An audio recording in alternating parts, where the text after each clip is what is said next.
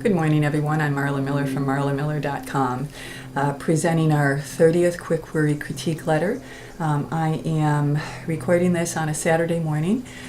You will get it on Tuesday, but I'm recording it for a couple of reasons. One, I have the time. Two, I have a subscriber who's been waiting for a long time, and I promised her that I would do it on Friday, and I couldn't get to it, so I wanted to offer it to her today, and the rest of you can see it on Tuesday.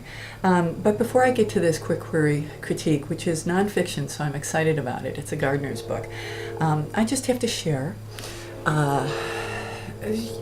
some of my own trials and tribulations of marketing my muse. As you know, that I have just started a blog talk radio show on Blog Talk Radio, and it's called Marketing Our Muse, Every Writer's Challenge. Last week we had Catherine Ryan Hyde on. It went well, perfect.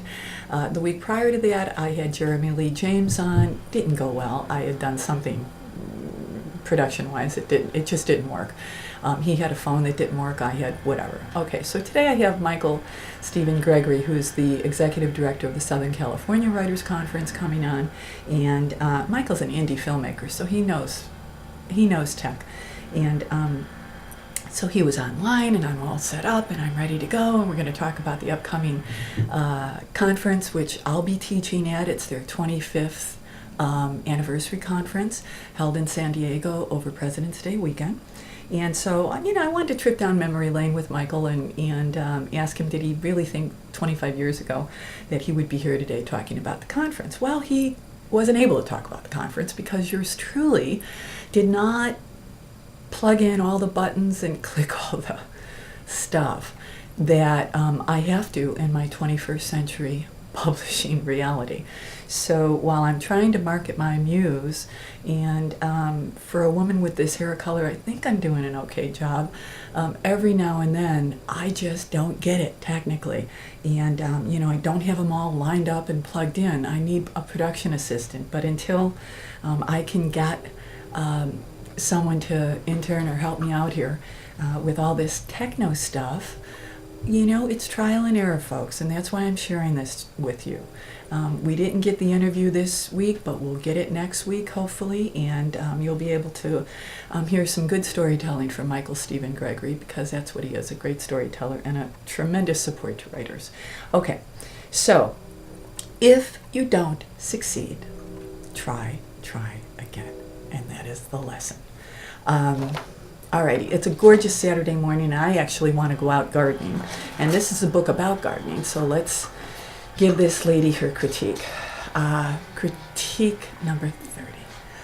Dear Blank, would your company be interested in publishing my gardener's diary? This is an uncomplicated guidebook which begins with an inspirational, approximately 800 words, encouragement entitled Healthy Havens on why one should become an avid gardener. 5 to 15 short accounts, 400 to 500 words, each concerning a different horticultural aspect, would follow. The remainder of the book should be double-spaced in landscape layout with several title pages beginning with annuals. The next line would read date, name, variety, comments. The intention of my gardener's diary is for a gardener to record their experiences, good and bad, in one compact book which can be easily carried to garden centers to assist them with their purchases or when visiting garden sites to record ideas. A spiral binder would make it user-friendly. I would like to use my hand paintings, photos if possible, for the cover and inner pages. A gardener's personal recorded input is important and helpful to them as time goes by and different issues arise.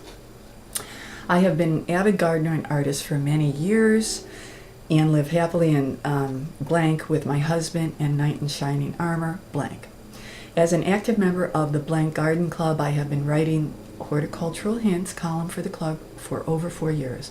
I submit HH to the town newspaper, which is delivered to more than 6,000 households. These articles are also posted on the club's website. The short accounts for the Gardener's Diary would come from HH. You are cordially invited to peruse my articles at this website, and she offers it. See Gardening Tips. As co-chair of the press committee, I write and submit articles for newspapers on our monthly meetings with information on each guest speaker. Thank you for your consideration and reply sincerely. Okay, I'm watching the time. Okay, what do I think? Couple things. First of all, I like the idea of this book. I would be one of the gardeners that would buy it because I'm not an, while I'm not an avid gardener, I love it, and I'm always forgetting about what I saw out in the garden, and how to translate that to people, in any of the gardening centers that I visit. So that would be cool. So the idea of the book, Gardener's Diary, is a good idea. Couple of things. How many books are there already like this? I'm guessing there are quite a few. I don't know that to be true, but I would encourage this writer to check out her competition. Number one. Number two, if there is a lot of competition out there, how is this book going to be different? Okay. I like this writer's credentials. I like the fact that 6,000 readers are possibly reading her already. That's very good marketing, very important to include that, and very smart of her to do so. However, I don't know what this book is about. I don't know what it looks like. There is just not enough detail here. What she attempted to do here, I think, is offer a chapter outline. And again, I post these on the website so that you can follow along with me. But this looks like a chapter outline. She wants me to visualize what a chapter will look like, and so she's giving me categories, subcategories, etc. Before she's giving me a visual. And I think that's the problem with this book. So what I would suggest that she do is in her second paragraph, it's her second paragraph, when she says it's an uncomplicated guidebook, I would then follow with an uncomplicated snapshot of what it might look like. Okay? So she says 5 to 15 short accounts, that's in the second paragraph, each concerning a different horticultural aspect would follow. So what I would do is I would take that paragraph and I would not tell, I would show, I would offer one example of what the content in this gardening book would look like, so that as an agent, I would look at it and I'd go, oh, yeah, that would be really cool. Okay, so azaleas are blank. They might look like this. The bugs are, whatever it is. I would do that, and I would show me what the book looks like more than tell me, because I can't discern from all the detail that she did give how this book is going to read. We've got a Sparrow notebook in here. We've got, we know that it's a compact book, but I don't know what's inside it. So what I encourage this author to do is in the next draft, pull back and give me actually a snapshot of some of the content, and then use that as your launch for crafting a query letter around that. So first, grab some content that's going to be particular to this book and identifies you as the expert. Nobody can write it like you can. So give us a little snapshot of what that looks like, and then let the query letter follow from that. Now that probably won't be your last draft, but I think it'll get you closer to where you want to go. Because remember, in our trade, the mantra is show, don't tell, and that includes query letters. The best query letters show, they don't tell.